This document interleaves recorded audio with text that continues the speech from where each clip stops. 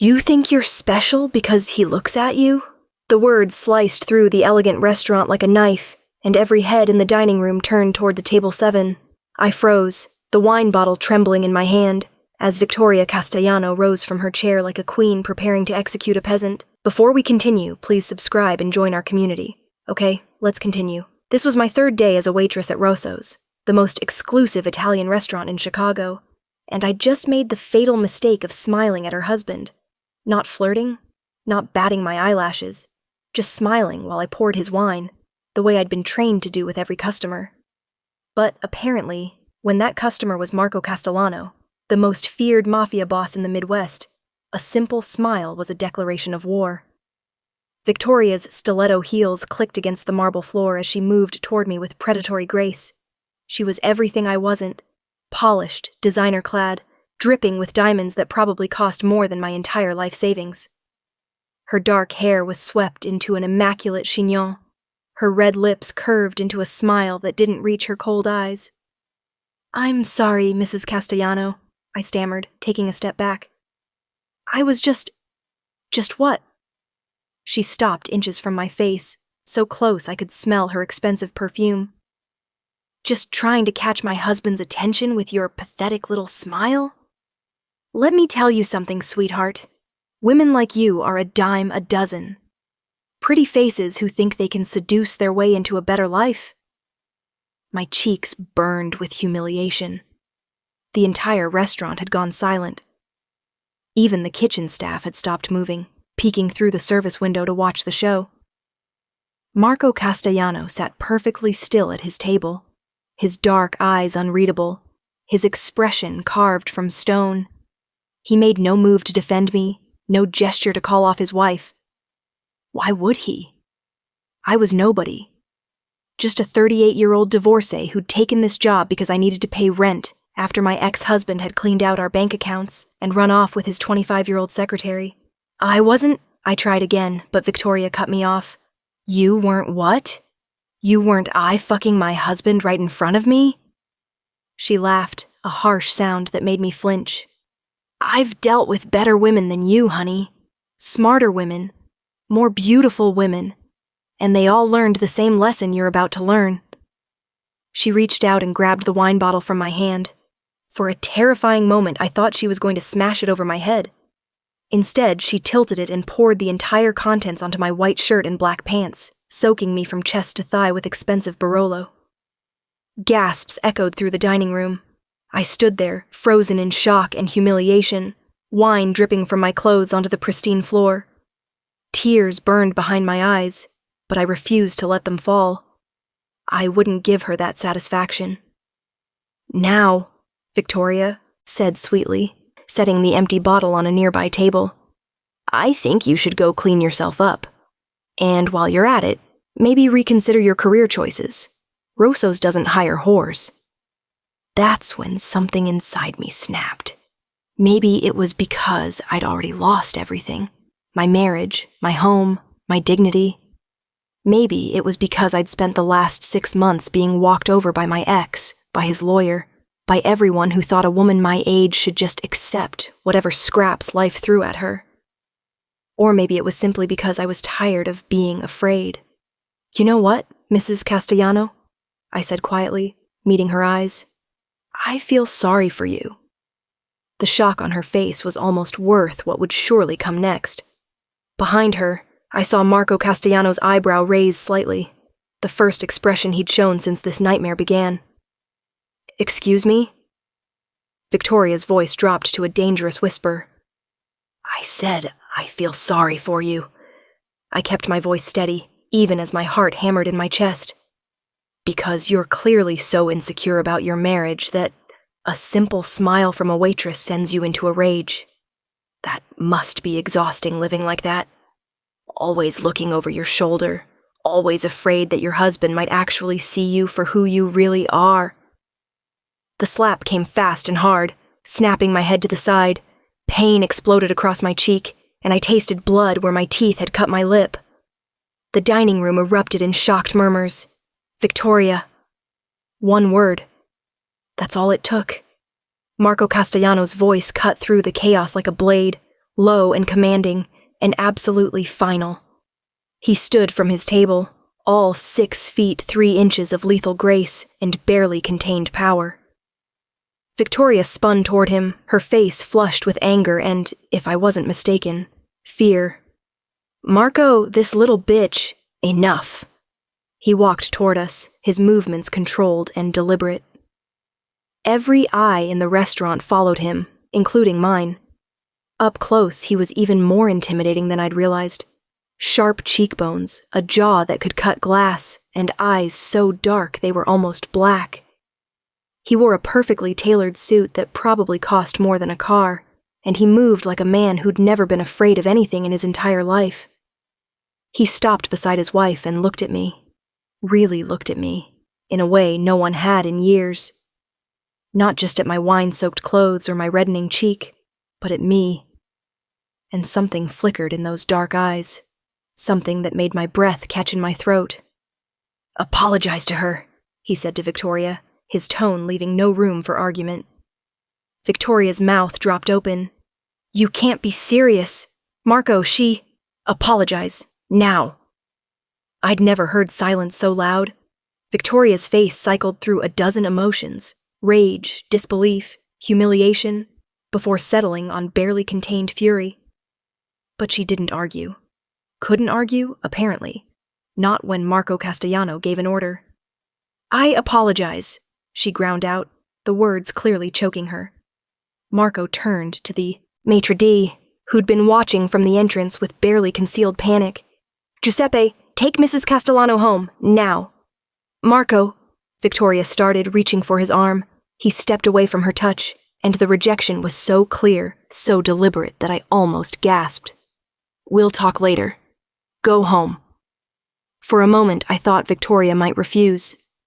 Her face was white with rage, her hands clenched into fists at her sides. But something in Marco's expression made her back down. She shot me a look of pure hatred before turning on her heel and stalking out of the restaurant, Giuseppe hurrying after her. The moment she was gone, Marco turned to address the entire dining room. "Ladies and gentlemen, please forgive the disturbance. Your meals tonight are complimentary, courtesy of Rosso's." He gestured to the waitstaff. "Please, continue." Just like that, the spell was broken. Conversations resumed, albeit more quietly than before. Servers rushed to tend to their tables. It was as if nothing had happened, except for the wine still dripping from my clothes and the ache in my cheek where Victoria had slapped me. Marco turned back to me, and I realized I was shaking. "Come with me." It wasn't a request. He headed toward the back of the restaurant, clearly expecting me to follow. I hesitated for only a second before my feet carried me after him, through the kitchen where staff jumped out of his way, down a hallway I'd never seen before, and finally into a private office that was all dark wood and leather furniture. He closed the door behind us, and suddenly, I was very aware that I was alone with one of the most dangerous men in Chicago. A man whose wife I'd just insulted. A man who could make people disappear with a phone call. "Sit," he said, gesturing to a chair. When I didn't move, he added more softly, "Please." I sat. He opened a cabinet and pulled out a first aid kit and a towel. Then he crouched in front of me, bringing us eye to eye, and held out the towel. "For the wine," he said. I took it with trembling hands and tried to blot some of the liquid from my shirt. It was useless. I was completely soaked, but it gave me something to do with my hands. "Let me see your face." I turned my head slightly, and he examined my cheek with surprising gentleness. His fingers were warm against my skin, and I tried not to think about how long it had been since anyone had touched me with such care. "It'll bruise," he said, "but nothing's broken. I'll have someone bring ice." He stood and moved to his desk, pulling out his phone. After a brief, quiet conversation, he hung up and looked at me. "Someone will bring you a change of clothes. What size?" What? "Your clothes are ruined. What size do you wear?" "Mr. Castellano, I can't..." "Marco. And yes, you can. You were assaulted in my restaurant by my wife because of me. The least I can do is replace your uniform." "It wasn't because of you," I said quietly. It was because of me. Because I smiled at you. Exactly, because of me. He leaned against his desk, studying me with those intense dark eyes. What's your name? Elena. Elena Morrison. Elena. The way he said my name sent an unexpected shiver down my spine. How long have you worked here? 3 days. Something that might have been amusement flickered across his face. 3 days and you're already causing trouble. I didn't mean to. I know. He held up a hand. That was a joke. A bad one, apparently. He was quiet for a moment, then asked, Why did you talk back to her? Most people are too afraid. I should have lied. Should have made up some excuse about temporary insanity. But something about the way he looked at me, really looked at me like I mattered, made me tell the truth. Because I'm tired of being invisible, I said. I'm tired of letting people walk all over me because they think they can. Because they think I'm too old, or too broken, or too whatever to deserve respect. I laughed, but it came out bitter. I just got divorced. My husband of 15 years left me for someone younger, cleaned out our accounts, left me with nothing but debt and a broken heart. And I realized that somewhere along the way, I'd stopped standing up for myself. I'd stopped being the person I used to be. I met his eyes. Your wife could have poured wine on me. She could have humiliated me. But I wasn't going to let her make me disappear. Marco was silent for a long moment. Then he did something I never expected. He smiled. Not a big smile, just a small curve of his lips, but it transformed his entire face. You're not invisible, Elena, he said quietly. A knock at the door interrupted whatever I might have said. A woman entered with a shopping bag and a bag of ice. She handed both to Marco without a word, and left just as quickly. Here. He passed me the ice first, which I pressed against my aching cheek, then held up the shopping bag. There's a bathroom through that door. Take your time. I stood on shaky legs and took the bag. Thank you, Mr. Cass. Marco? Elena? I turned back at the door. You're not fired. And I promise you, Victoria won't come near you again. I should have asked how he could promise that. Should have been concerned about what he might do to his own wife. But in that moment, all I felt was relief. The bathroom was nicer than my entire apartment. I peeled off my wine-soaked clothes and found that the bag contained not a replacement uniform, but a beautiful blouse and slacks in exactly my size. The tags were still on them, designer labels that made my eyes water. There was even fresh underwear, still in the package, and nice ones too. I changed quickly and examined myself in the mirror. The bruise on my cheek was already darkening, but otherwise I looked good. Better than good. The clothes fit perfectly, and for the first time in months, I felt like myself again. Not the broken divorcee, not the struggling waitress, just Elena. When I returned to the office, Marco was on the phone, speaking rapid Italian. He ended the call when he saw me and stood. Better? Much, thank you. These clothes are yours.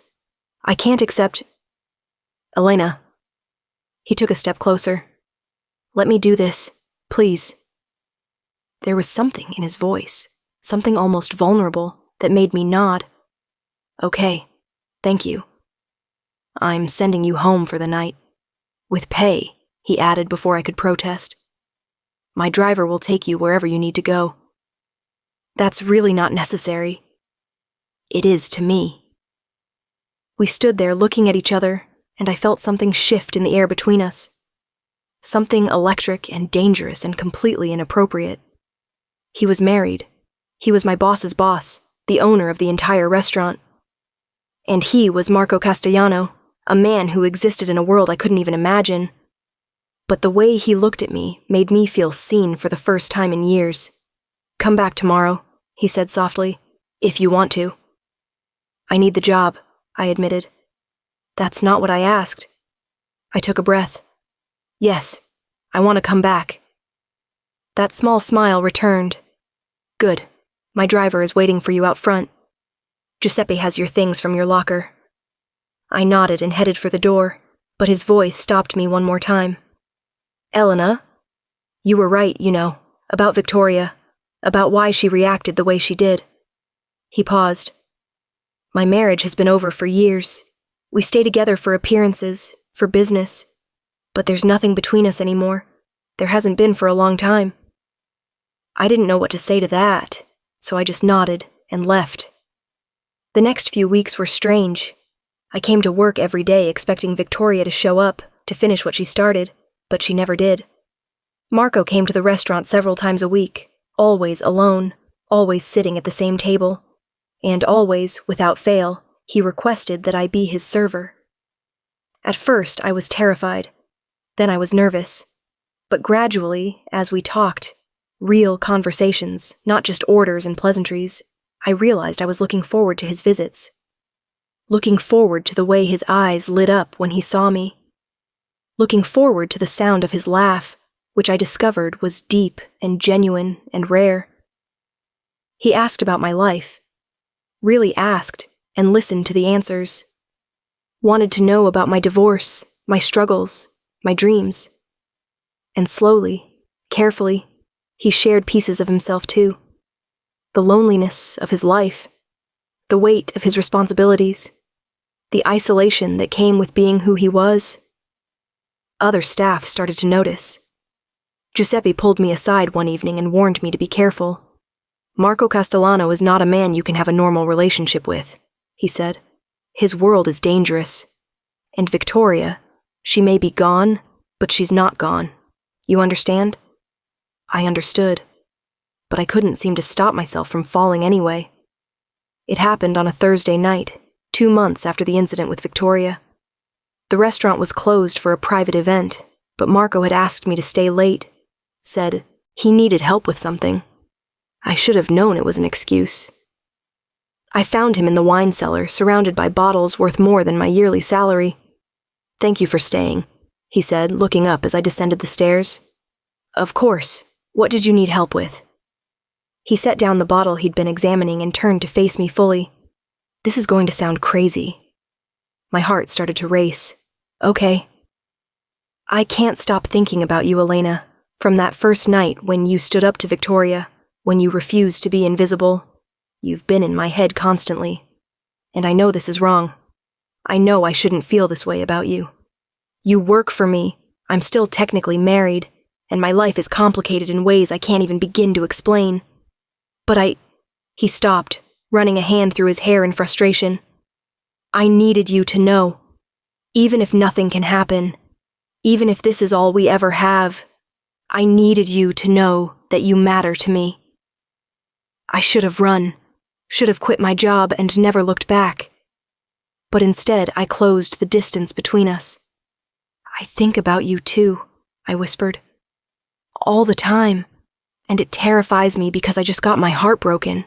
And I swore I'd never let anyone have that power over me again. But you, God, Marco, when you look at me, I feel alive again. Elena, I kissed him. Just rose on my toes and pressed my lips to his, and for a moment he froze. Then his arms came around me, pulling me close, and he kissed me back like I was oxygen and he'd been drowning. It was everything. Years of loneliness, of feeling invisible and unwanted, burned away in the heat of that kiss. His hands tangled in my hair. Mine clutched at his shoulders. We broke apart only to catch our breath, foreheads pressed together. I'm getting divorced, he said roughly. I've already filed the papers. Victoria's getting everything she wants, money, property, whatever she needs. But I'm done, Elena. I've been done for years. I just never had a reason to actually leave before. Don't do this for me, I said, even though my heart was soaring. Don't blow up your life for me. We barely know each other.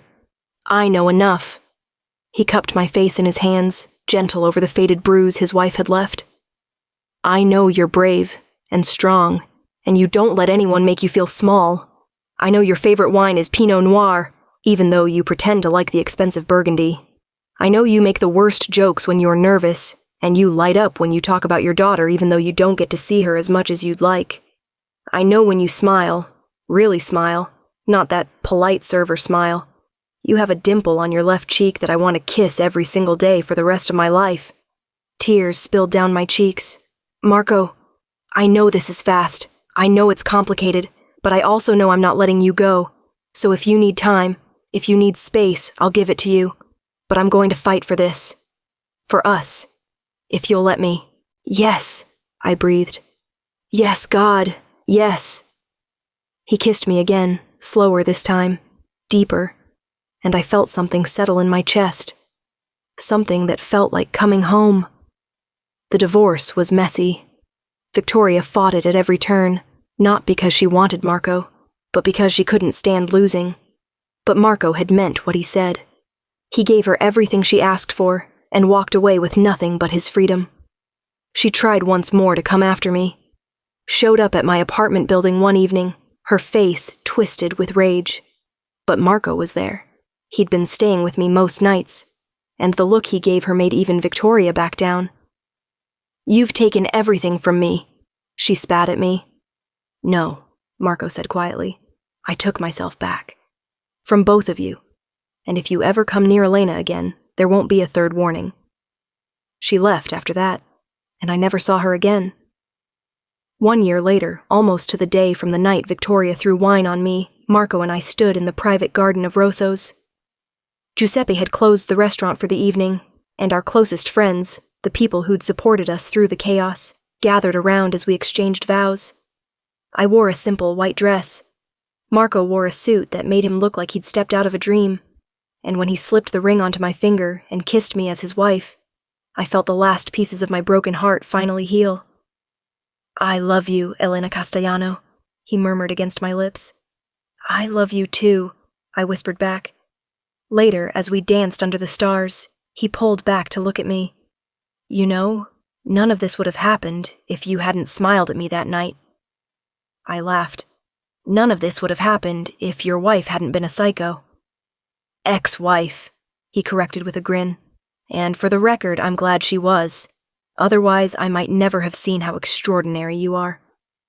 You would have figured it out eventually. Maybe. He spun me in his arms, then pulled me close again. But I'm grateful I didn't have to wait. Giuseppe approached with champagne glasses, his eyes suspiciously bright.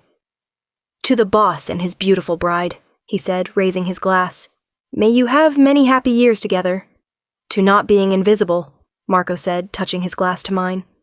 To not being invisible, I echoed, and kissed my husband while our friends cheered.